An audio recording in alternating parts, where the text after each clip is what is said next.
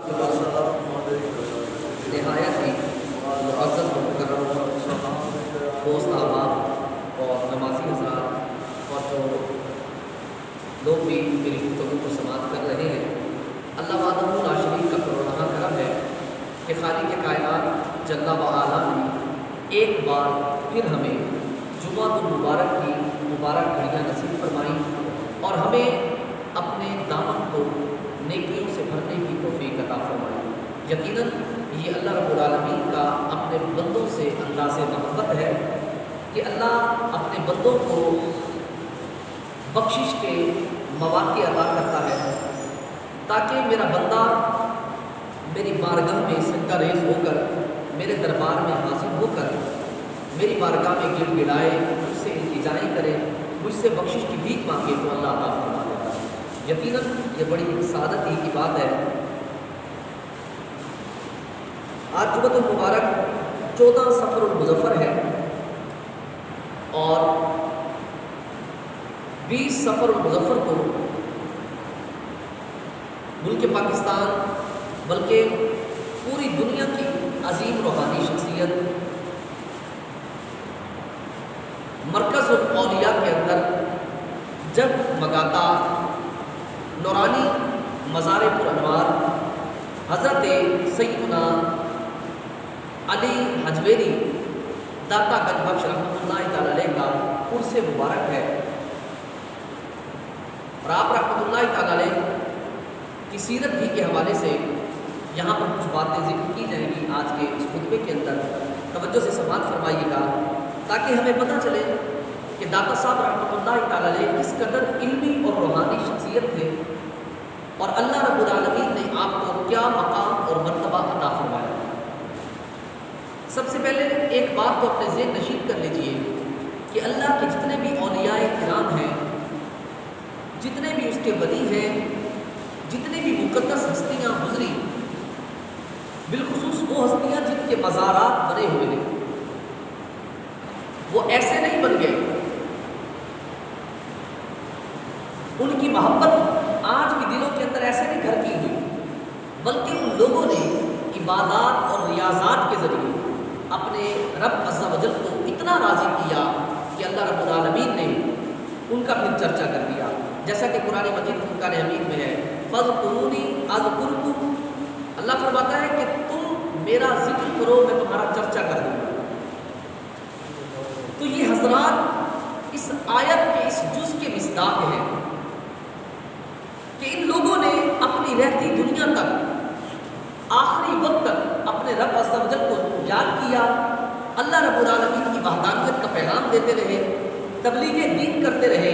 ان کے حلقہ کے اندر جتنے بھی لوگ آتے تھے یہ ان کو اپنی ذات کے متعلق کچھ نہیں کہا کرتے تھے، بلکہ ان نفوس قدسیہ کی زبان سے اگر کوئی کلمہ نکلتا تھا تو وہ کلمہ حق نکلتا تھا، اور وہ کلمہ ہوتا تھا جس سے لوگوں کی ہدایت کا سامان ہوتا تھا۔ داتا گنج بخش رحمۃ اللہ تعالی علیہ آپ غزن کے ایک علاقے حجویر میں پیدا ہوئے، جس وجہ سے آپ کو حجویری کہا جاتا ہے۔ آپ کا اصل نام علی بن عثمان ہے۔ آپ رحمۃ اللہ تعالی علیہ غزن کے علاقے حجویر میں پیدا ہوئے، 400 سن ہجری کے اندر آپ کی ولادت ہوئی، اور آپ کا گھرانہ چونکہ بہت ہی نیک گھرانہ تھا، آپ کی والدہ ماجدہ تھی یا آپ کا والد محترم تھے، انتہائی پارسا متقی پرہیزگار تھے۔ اور پھر داتا صاحب رحمۃ اللہ تعالی علیہ جیسے ہی آپ کی عمر کچھ بڑھنے لگی، 4 سے 5 سال کی عمر کے اندر داتا صاحب رحمۃ اللہ تعالی علیہ نے قرآن مجید فرقان حمید کی تعلیم مکمل کر دی۔ اس کے بعد غزن ہی کے اندر سلطان محمود غزنوی رحمۃ اللہ تعالی علیہ کی بنائی ہوئی ایک عظیم درس گاہ کے اندر آپ نے داخلہ لیا اور علوم و فنون حاصل کرنے میں لگے۔ اس وقت آپ کی عمر تقریباً 10 سال یا اس سے 1-2 سال اوپر تھی۔ آپ رحمۃ اللہ تعالی علیہ نے علوم و فنون حاصل کرنے شروع کیے، اور اس وقت وہاں پر جو مقدس ہستی موجود تھی، جو عالم دین، جو استاد وہاں پر درس و تدریس کیا کرتے تھے، وہ حضرت رضوان رحمۃ اللہ تعالیٰ علیہ، آپ نے ان کے آگے اپنے ذاتی تلفظ رکھے اور ان سے فیض حاصل کرنا آپ نے شروع کر دیا۔ ایک دن ایسا ہوا کہ اس مدرسے کے اندر وقت کے سلطان محمود غزنوی رحمۃ اللہ تعالیٰ علیہ آپ بھی تشریف لائے، اور آپ بڑے نیک بادشاہ تھے اور بڑے علم دوست تھے۔ آپ وہاں پر حاضر ہوئے اس مدرسے میں، دیکھا کہ طالب علم بیٹھے پڑھ رہے ہیں، تو آپ کے استاد محترم حضرت رضوان رحمۃ اللہ تعالیٰ علیہ آپ کو داتا صاحب کو بچپن ہی کی عمر میں مخدوم کہہ کر پکارا کرتے ہیں۔ تو جیسے ہی محمود غزنوی ہے، سارے بچے ان کو دیکھنے لگے، وہ وقت کا بادشاہ آ گیا ہے، لیکن حضور داتا گنج بخش علی اجمیری رحمۃ اللہ تعالیٰ علیہ آپ اپنی پڑھائی میں مشغول ہیں۔ تو آپ کے استاد محترم نے کہا مخدوم دیکھو کون آیا ہے آج ہمارے مدرسے کے اندر۔ آپ نے التفات نہ کیا، توجہ نہ کیا، آپ مشغول رہے۔ جب سلطان محمود غزنوی کی نظر داتا صاحب رحمۃ اللہ تعالیٰ علیہ پر پڑی تو سلطان محمود غزنوی دیکھ کر حیران ہوئے، اور بچپن کا عالم تھا بھی داتا صاحب، اتنی عمر نہیں، 12 سے 13 سال کی آپ کی عمر، اس بچپن کے عالم کے اندر محمود غزنوی کی نظر جب داتا صاحب پر پڑی تو محمود غزنوی بھی ان کی نورانیت کتاب نہ لا سکے، بلکہ اس نو عمر بچے کے سامنے، 12 سے 13 سال کی عمر کے بچے کے سامنے وقت کے بادشاہ نے اپنی نظریں جھکا دی، سر جھکا کر کھڑے ہو گئے، اور وہاں کے مدرس حضرت رضوان رحمۃ اللہ تعالیٰ علیہ سے کہنے لگے، کہتے ہیں استاد محترم، اس طرح کے بچے مدارس کی زینت ہوا کرتے ہیں، اس طرح کے بچے درسگاہ کی زینت ہوتے ہیں۔ کہا کہ میں نے اس جیسا بچہ آج تک نہیں دیکھا، اور یہ وہ بچہ ہے جو کل کو آگے بڑھ کر لوگوں کی ہدایت کا سامان کرے۔ اور آپ رحمۃ اللہ تعالیٰ علیہ کی ہیبت اور جلالت بچپن ہی سے خاموشی اختیار کرتے تھے، علم دین سے وابستگی اختیار کرتے تھے۔ جب آپ علوم و فنون آپ نے یہ حاصل کیے، پھر اس کے بعد آپ نے مختلف علاقوں کو سفر کیا، خراسان میں گئے، ترکستان میں گئے، آپ ماوراء النہر کا علاقہ تھا، وہاں پر آپ نے جا کر علم دین حاصل کیا، عراق کے اندر آئے، آپ نے مختلف جگہوں پر سفر کیا، کوئی تجارت کے لیے نہیں، کوئی پیسے کمانے کے لیے نہیں، بلکہ علم دین حاصل کرنے کے لیے مختلف علاقوں کا رخ آپ نے کیا۔ پھر جب آپ نے ظاہری علوم سے اپنے آپ کو آراستہ کر لیا اور باطنی علوم بھی سیکھ لیے، اب تزکیہ نفس کے لیے، اب اپنے باطن کی صفائی کے لیے ان کو ایک پیر کامل کی حاجت ہے۔ تو آپ مصر میں جب شام کے اندر جب آپ پہنچے تو وہاں پر اس زمانے کے مشہور بزرگ حضرت شیخ ابو الفضل محمد بن حسن ختلی رحمۃ اللہ تعالیٰ علیہ سے آپ کی ملاقات ہوئی، تو ان کی نظر جب داتا صاحب پر پڑی، پہلی نظر میں وہ پہچان گئے کہ یہ ولایت کا چمکتا ہوا نور ہے۔ شیخ ابو الفضل محمد بن حسن ختلی رحمۃ اللہ تعالیٰ علیہ نے آپ کو اپنے قریب بلایا، اور یہ بھی ان کی عبادات، ریاضات اور علمی انداز سے داتا صاحب بڑے متاثر ہوئے، تو ان کے ہاتھ پر انہوں نے دستے بیعت کر بیعت کا شرف حاصل کیا۔ بیعت حاصل کرنے کے بعد اب داتا صاحب رحمۃ اللہ تعالیٰ علیہ اپنے استاد، اپنے پیر کی خدمت میں لگ گئے، ان سے مزید علوم و فنون حاصل کرنے لگے، ریاضات کرنے لگے، وظائف پڑھے، عبادات پر کمر بستہ ہو گئے، استاد کے ہر حکم کی پابندی کرتے، اپنے پیر کے ہر حکم کو مانتے۔ اور وہ پیر آج کی طرح پیر نہیں تھے، وہ پیر یہ نہیں کہتے تھے جا مرید صاحب جاؤ ذرا ہمارے لیے بھینس تو کھول کر لاؤ، وہ یہ نہیں کہتے تھے ہمارے اپنے گھر سے بھی یہ لاؤ، وہ اللہ والے لوگ ہوا کرتے تھے، وہ دیندار ہوا کرتے تھے۔ اور آج کے پیر کتنے ہیں سوائے گنے چنے پیروں کے، کتنے ہیں جو اپنے مریدوں کو یہ کہتے ہیں کہ بیٹا نماز پڑھا کر، بلکہ آج کے پیر کو خود ہی نماز نہیں پڑھتے، دوسروں کو کیا نماز پڑھائیں گے، ہلکا لگا کر بیٹھ جاتے ہیں، ادھر سے اذان ہو گئی، پیر صاحب کو پتہ ہی نہیں جی پیر کی بارگاہ میں بیٹھے ہیں۔ وہ ایسا کہاں سے پیر آ گیا جو رب کی عبادت ہی نہ کرے؟ وہ پیر ہوتا ہے، وہ پیر نہیں، وہ سب کی پیڑ ہوتا ہے، یہ پیر نہیں ہوتے۔ داڑیاں نہیں رکھی ہوئی، داڑھی منڈے ہیں، نماز ایک نہیں پڑھی، نماز کے صحیح مسئلے نہیں آتے، نماز پڑھنے کے لیے کھڑے ہوتے تو نماز کا صحیح طریقہ نہیں آتا، اور لوگ ان کی جناب پوجا پاٹ میں لگے ہوئے، تو یہ کیسے پیر ہے؟ حضور پیر وہ ہوتا ہے، یاد رکھیے گا، جو عالم دین، جو اپنی ضرورت کے مسائل کتابوں سے خود نکال سکے، وہ عالم ہے۔ اور پیر عالم ہوتا ہے، جاہل شخص کبھی پیر نہیں بن سکتا۔ جو خود ہی جاہل ہے وہ اپنے مریدوں کو کیا سکھائے؟ جس کو خود پتہ نہیں میں نے نماز کیسے ادا کرنی ہے، وہ اپنے مریدوں کی نماز کہاں ٹھیک کرے گا؟ وہ پیر ہوا کرتے ہیں، جو جیسے کوئی بیعت ہوتا تھا ان سے عہد و پیمان کیا کرتے تھے، بیٹا آج کے بعد جھوٹ نہیں بولنا، بیٹا آج کے بعد کسی کا حق نہیں مارنا، 5 وقت کی نماز پڑھنی ہے، تہجد پڑھنی ہے، اشراق و چاشت پڑھنی ہے۔ یہ پیر ہوا کرتے تھے جو سکھاتے تھے، اپنے مریدوں کو علم دین دیا کرتے تھے۔ اور پہلے کے جو پیر ہوا کرتے تھے نا، ان کے آستانوں پر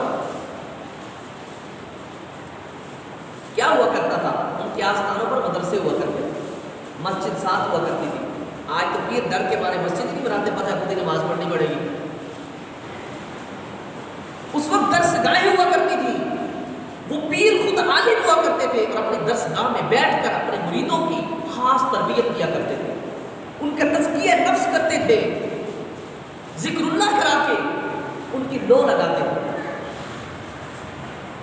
اور آج کل کا جو انداز ہے آپ کے سامنے ہے، آج کل تو میراث میں جو ہے وہ پیری مل جاتی ہے کہ باپ پیر تھا، بیٹا داڑھی منڈا تھا، ساری زندگی لوگوں کے حق مارتا رہا، جناب اس کو بھی پیر بنا کر بٹھا دیا جاتا ہے، تورے لگا کر ساری زندگی وہ بیرون ملک آتا ہے پورا سال۔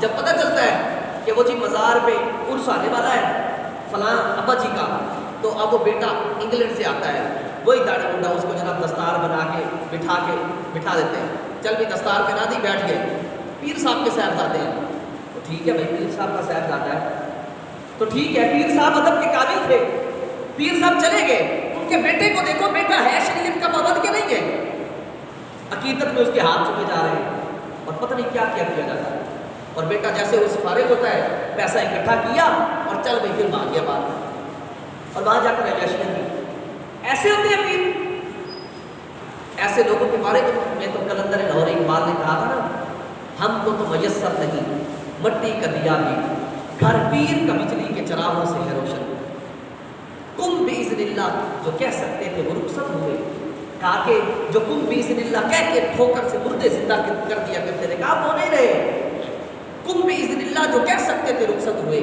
رہ گئے قبروں پر مجاور اور قوم پر، کہا میراث میں آئی ہے مسند ارشاد میں، کہا میراث میں مل گئی ہے انہیں مسند ارشاد، کہا میراث میں آئی ہے مسند ارشاد انہیں، زاغوں کے تصرف میں ہے عقابوں کا نشیمن، کہا کہ جہاں پر کبھی عقاب بیٹھا کرتے تھے اب وہاں پر کبھی بیٹھ رہے ہیں۔ دیکھیے مزاروں پر جا کر حال کیا ہے، کیسے کیسے لوگ سجادہ نشین بنے ہوئے ہیں، کیسے کیسے لوگ مزاروں کی رکھوالی پر لگے ہوئے ہیں۔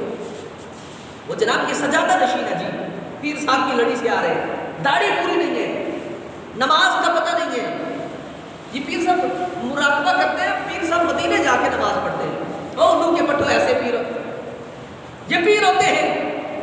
پیر وہ ہوتا ہے جو عبادت اور ریاضت پر کمر بستہ ہوتا ہے، پیر وہ ہوتا ہے جو حضور کی سنت کا پابند ہوتا ہے، پیر وہ ہوتا ہے جو حضور کی شریعت پر عمل کرتا ہے۔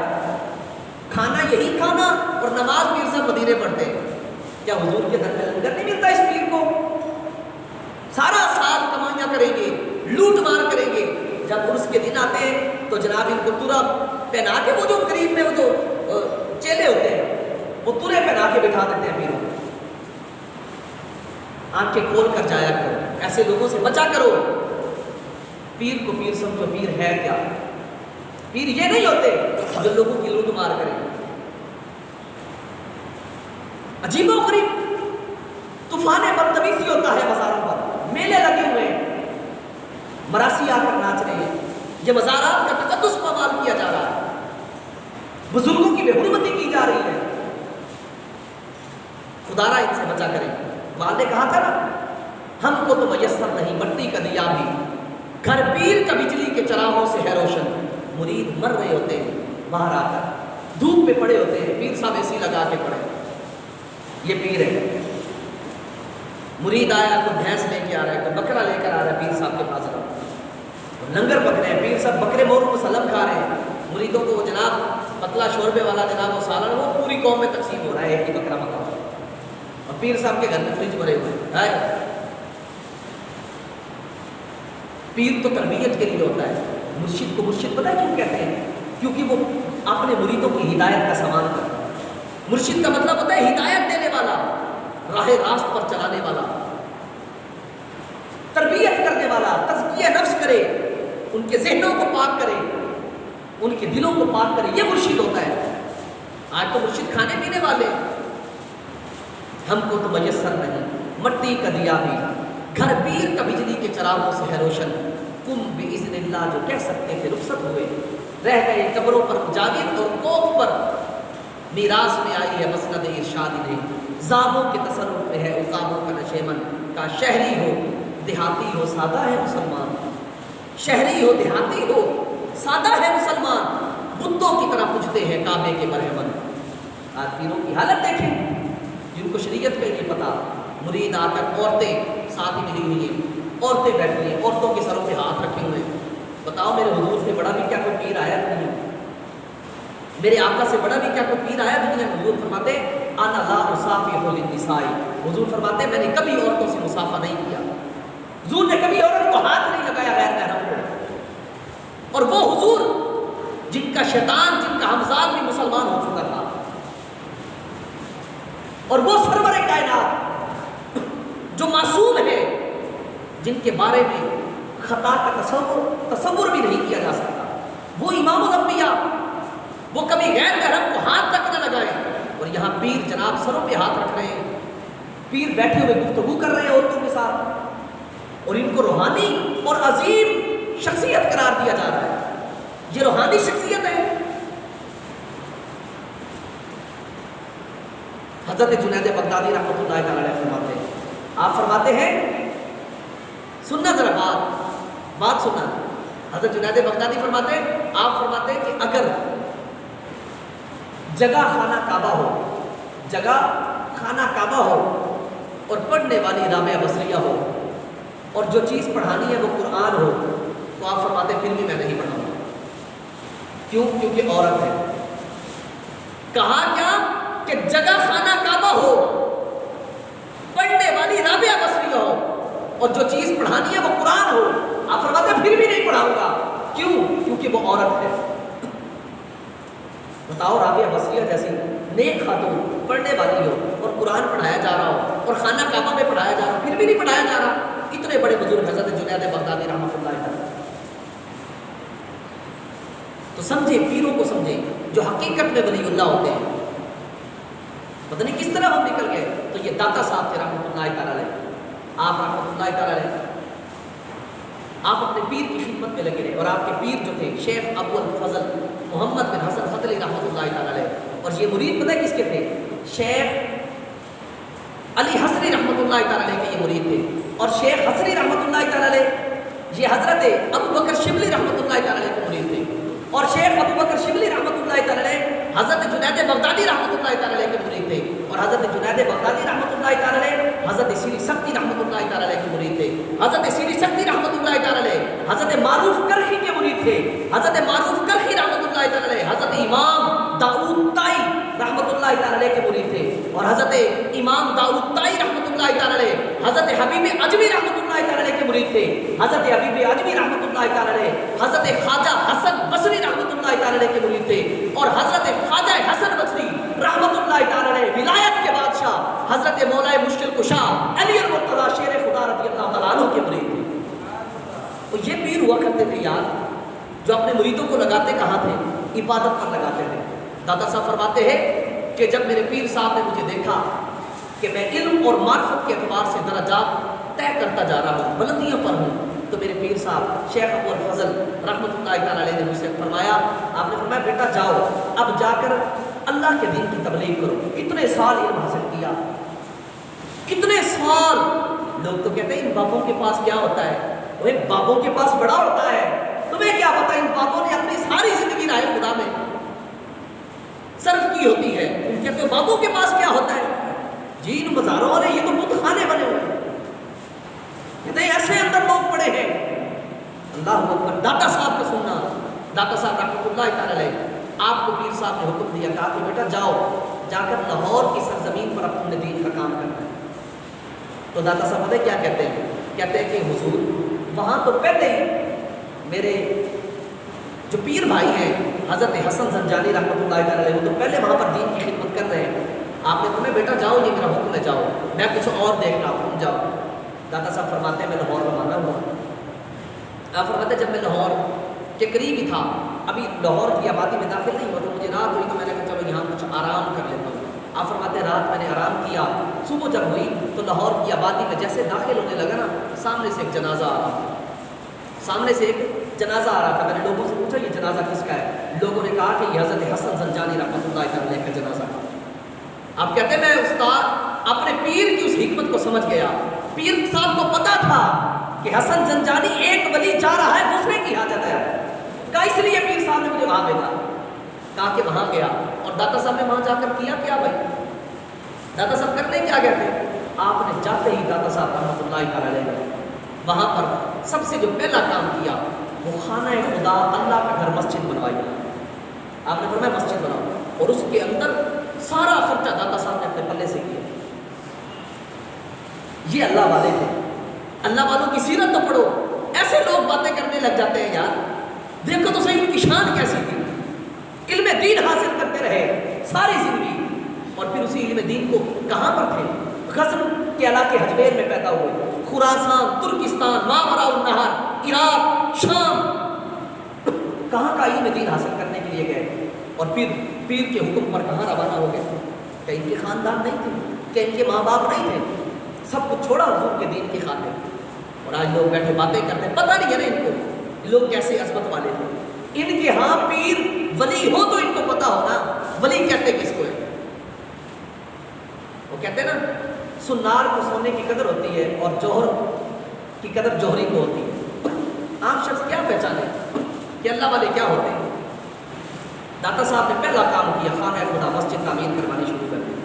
ابھی مسجد تعمیر ہو رہی تھی تو تقریباً آخری مراحل کے اندر پہنچی ہوئی تھی، تو کچھ لوگ آئے، انہوں نے آ کر مسجد میں دیکھا، انہوں نے کہا بھائی یہ تو داتا صاحب مسجد بنا رہے ہیں، اس کا قبلہ بھی تھوڑا سا جنوب کی طرف ہے، اس طرف ہے تھوڑا۔ لوگوں نے کہا کہ اس کا قبلہ تھوڑا سا جنوب کی طرف ہے، تو اس وقت چونکہ کتب نما ہوتے نہیں تھے، وہ قبلہ ڈائریکشن معلوم کرنے والے جو آلے ہیں اس وقت نہیں ہوتے تھے، تو کہا کہ یہ تو جنوب کی طرف ہے۔ داتا صاحب تک بھی خبر پہنچی کہ لوگ باتیں کر رہے ہیں کہ اس کا قبلہ تھوڑا سا ٹیڑھا ہے، جنوب کی طرف مائل ہے۔ تو داتا صاحب نے جب مسجد کے افتتاح کیا تو سارے نمازی آئے، وہ جو باتیں کرنے والے تھے وہ بھی آئے، داتا صاحب نے نماز کی امامت فرمائی، کو دی جماعت کروائی، ایسے پیر ہوتے تھے۔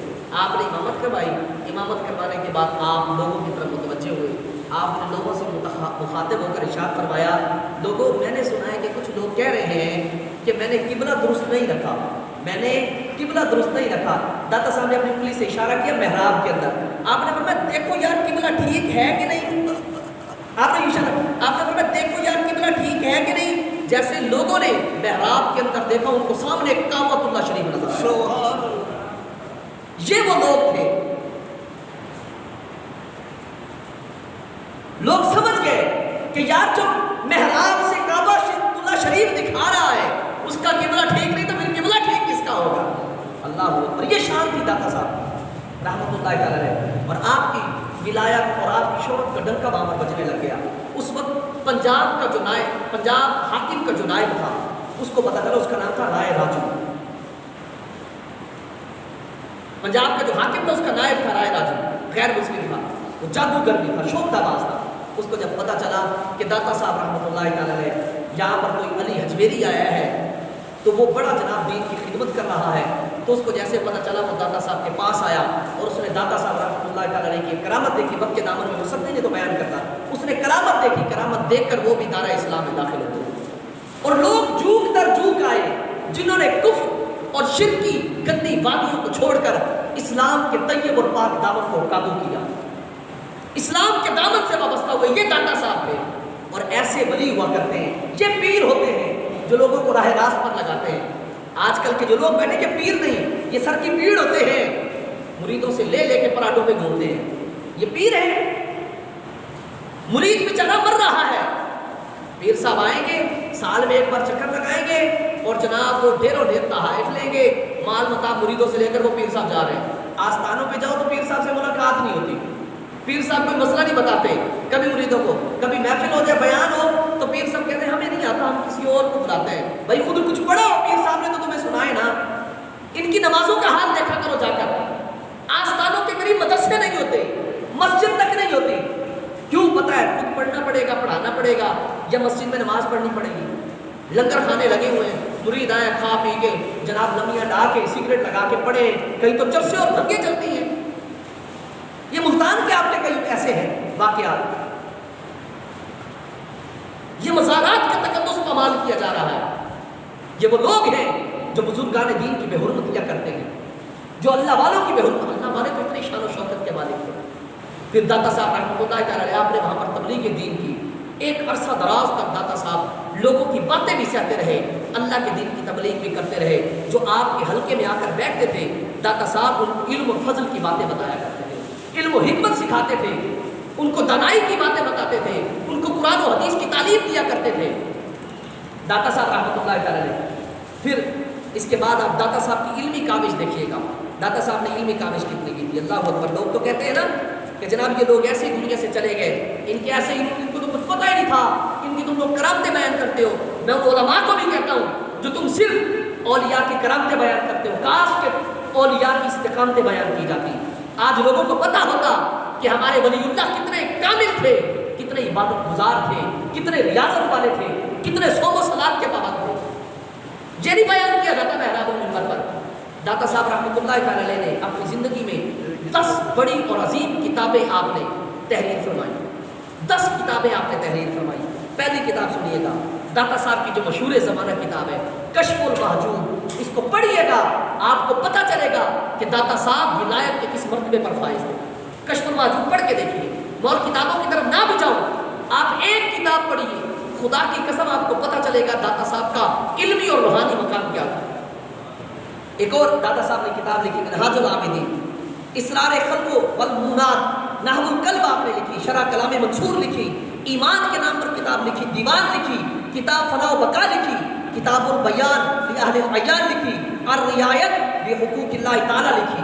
داتا صاحب رحمۃ اللہ تعالی نے کل 10 کتابیں تصنیف فرمائی۔ تم کیا کہتے ہو کہ اولیاء کو کچھ نہیں آتا تھا، اللہ کے ولیوں کو کچھ نہیں آتا تھا؟ یہ بہت علمی اور روحانی، اتنے سال تو آپ علم دین حاصل کرتے رہے، اتنا عرصہ آپ نے لگایا، اور پھر وہاں پر آئے بالآخر 475 سنہ ہجری 20 صفر المظفر کو داتا صاحب رحمۃ اللہ تعالی اس دار فانی سے کوچ کر کے آخرت مقام کی طرف تشریف لے گئے۔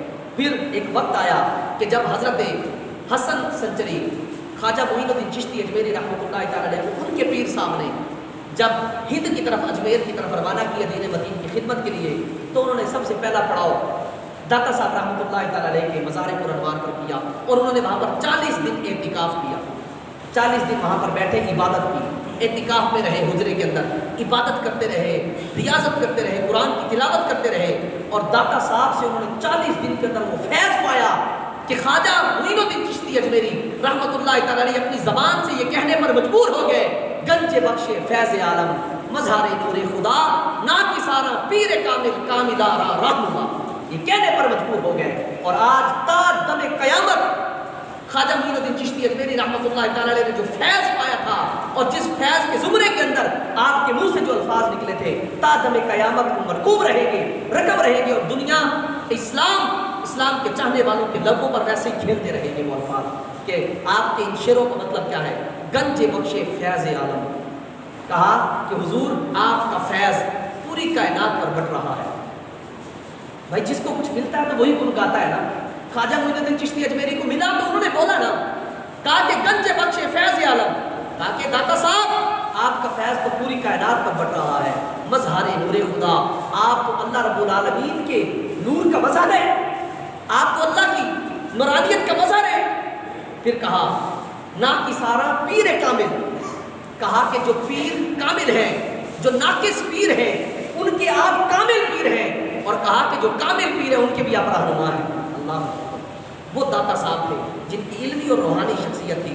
20 सफ़र मुज़फ़्फ़र को, आज 14 सफ़र मुज़फ़्फ़र है, 20 सफ़र मुज़फ़्फ़र को दाता साहब गंज बख्श अली हजवेरी रहमतुल्लाहि तआला अलैह का उर्स मुबारक है।